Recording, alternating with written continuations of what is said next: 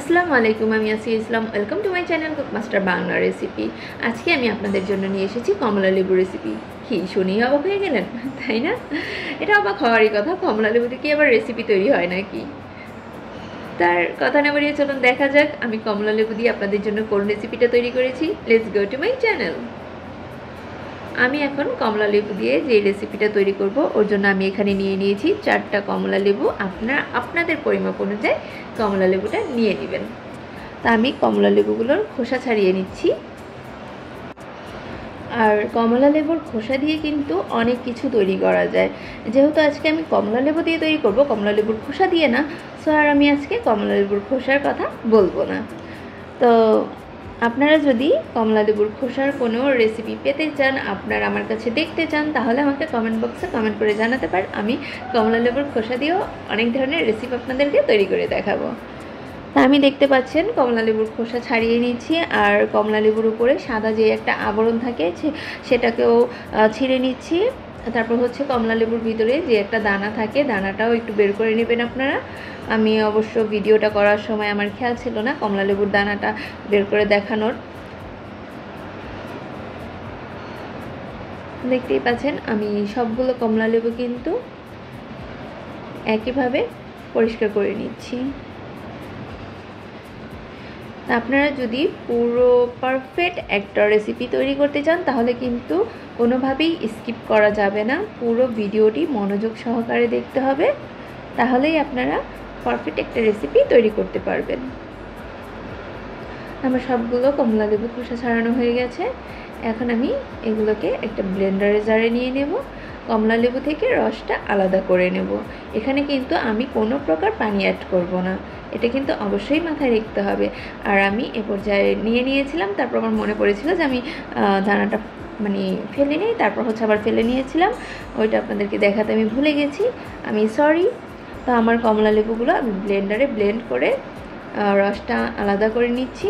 আর এই কমলার ভিতরেও কিন্তু আরেকটা পাতলা আবরণ থাকে, ওই জন্য আমি একটু ছেঁকে নিচ্ছি ছাঁকনির সাহায্যে। ছেঁকে নিলে আপনার রেসিপিটা এতটাই সফট হবে যা মুখে দিলেই মিশে যাবে। তা আমি ছাঁকনির সাহায্যে কিন্তু ছেঁকে নিচ্ছি, আপনারাও অবশ্যই চেষ্টা করবেন ছাঁকনির সাহায্যে ছেঁকে নিতে। আর নয়তো আপনারা যদি ব্লেন্ডারে রসটা বের করতে না চান তাহলে কিন্তু এইরকম ছাঁকনির মধ্যেও কমলা লেবুটাকে খোসা ছাড়িয়ে নিয়ে তারপর হাতের সাহায্যে চেপে চেপে রসটা আলাদা করে নিতে পারেন।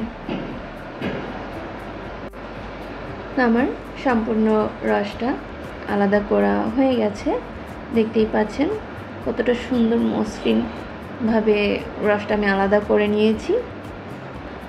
এখন আমি চুলায় একটা হাঁড়ি বসিয়ে দেব। আর অরেঞ্জ যে সিরাপটা হয়েছে আমার, সেটা আমি একটু মেপে দিচ্ছি। আমি 1.5 কাপ পরিমাপে অরেঞ্জ সিরাপ বের করতে পেরেছি, আপনাদের বোঝানোর জন্য আমি কিন্তু মেপে দিয়েছি। আর এখানে আমি অ্যাড করে দেব 1.5 কাপ অরেঞ্জ সিরাপের সাথে 1.5 চামচ পরিমাপে আগার আগা পাউডার। আর এখন দিয়ে দিচ্ছি হচ্ছে 1/2 কাপ পরিমাপে সুগার পাউডার বা চিনি গুঁড়া।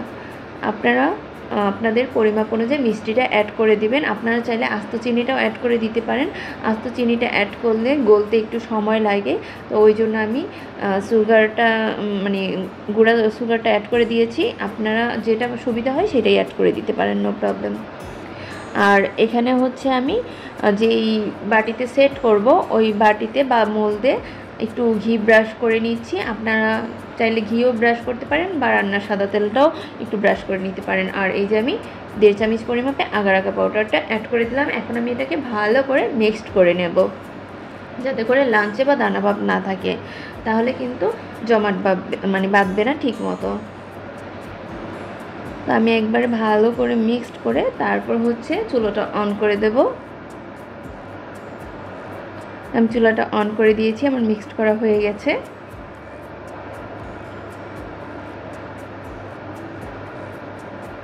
তো এখানে আমার বেশিক্ষণ পরিমাপে জাল করতে হবে না, জাস্ট 1টা থেকে 2টা বলক আসা পর্যন্ত আমি এটাকে জাল করে নেব।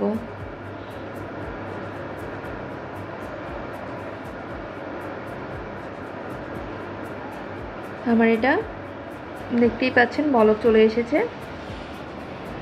আমি আর বেশিক্ষণ জাল করব না,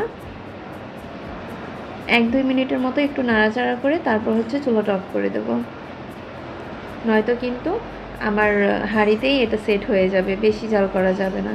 তো আমার এটা জাল করা, চুলাটা অফ করে দিয়ে আমি সাথে সাথেই গরম থাকা অবস্থায় আমি যেই মোল্ডে বা বাটিতে এটাকে সেট করব তার মধ্যে ঢেলে নিচ্ছি।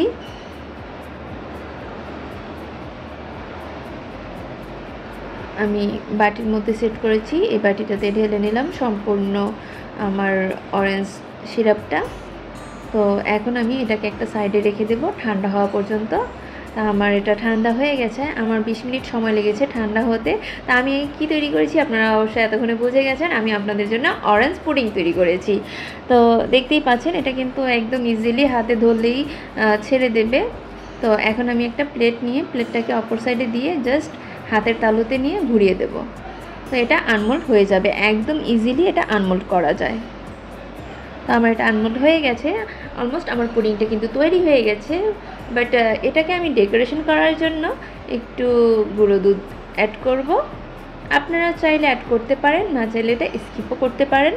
আমি একটু গুঁড়ো দুধ নিয়ে নিয়েছি একটা চালির মধ্যে, আর এটাকে উপরে চালির সাহায্যে একটু চেলে চেলে দিয়ে দিচ্ছি। এটা দেখতেও সুন্দর লাগে আর খেতেও একটু বেশি ভালো লাগে। ওই দেখেন কত সুন্দরভাবে আমি গুঁড়ো দুধটা অ্যাড করে দিয়েছি। এখন আমি একটা ছুরির সাহায্যে কেটে দেখাবো আপনাদেরকে।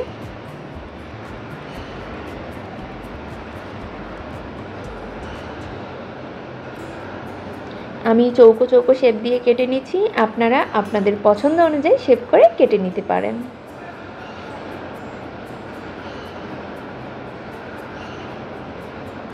আর আমার ভিডিওটা দেখতে দেখতে যদি আপনার কাছে ভালো লেগে থাকে তাহলে কিন্তু অবশ্যই একটা লাইক, কমেন্ট এবং শেয়ার করে দিবেন। আর আমার চ্যানেলটাকে সাবস্ক্রাইব করে বেল আইকনটি অল করে রাখবেন। যখনই আমি নতুন কোনো ভিডিও আপলোড দেব সবার আগে পৌঁছে যাবে আপনার কাছে। দেখতেই পাচ্ছেন কি, দেখেই জিভে জল চলে এসেছে, তাই না? হ্যাঁ বন্ধুরা, এইরকম সুন্দর একটা পুডিং আপনি কিন্তু অল্প সময়ের মধ্যে বাসায় তৈরি করতে পারেন। ছোট থেকে বড় সবাই এই পুডিংটা পছন্দ করবে, আমি আশা করছি এটা সবার কাছে ভালো লাগবে। আপনি অবশ্যই এটা বাসায় একবার ট্রাই করবেন, আর ট্রাই করে কিন্তু কমেন্ট বক্সে আমাকে কমেন্ট করে জানাতে ভুলবেন না আমার পুডিংটা দেখতে আপনার কাছে কেমন লেগেছে বা খেতে আপনার কাছে কেমন লেগেছে। এটা কিন্তু অনেকটাই টেস্টি হয়েছে, দেখতেই পাচ্ছেন কতটা সুন্দর হয়েছে। এটাকে ঠান্ডা করেও খেতে পারেন বা নর্মালিও আপনি খেতে পারেন। মেহমান আসলে বাসায় তৈরি করে দিতে পারেন, মেহমানরাও অবাক হয়ে যাবে এত সুন্দর একটা রেসিপি দেখে। আর যাকে খাওয়াবেন সে তো অবশ্যই আপনার প্রেমে পড়ে যাবে যে এত সুন্দর একটা রেসিপি। তা আপনারা সবাই ভালো থাকবেন, আমার জন্য দোয়া করবেন। আল্লাহ হাফেজ, বাই বাই বন্ধুরা।